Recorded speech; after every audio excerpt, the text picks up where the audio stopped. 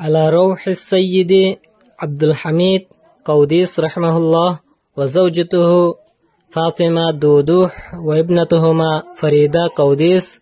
اللهم اجعل هذا البئر بابا لهم إلى جنتك، واجعل لهم نصيبا من كل قطرة تشرب، مغفرة ورحمة وبركة في الدنيا والآخرة، واسقيهم من حوض نبيك محمد صلى الله عليه وسلم شربة هنينة مرينة لا يظمؤون بعدها أبدا، وقل رب ارحمهما كما ربياني صغيرا. اللهم آمين. ربنا آتنا في الدنيا حسنة وفي الآخرة حسنة وقنا عذاب النار. اللهم آمين. ربنا ظلمنا أنفسنا وإن لم تغفر لنا وترحمنا لنكونن من الخاسرين. اللهم آمين. اللهم اكفني بحلالك وعن حرامك وأغنني بفضلك عمن سواك. اللهم إنك عفو تحب العفو فاعف عنا. اللهم بارك لنا في رمضان. اللهم آمين. آمين برحمتك يا أرحم الراحمين. آمين.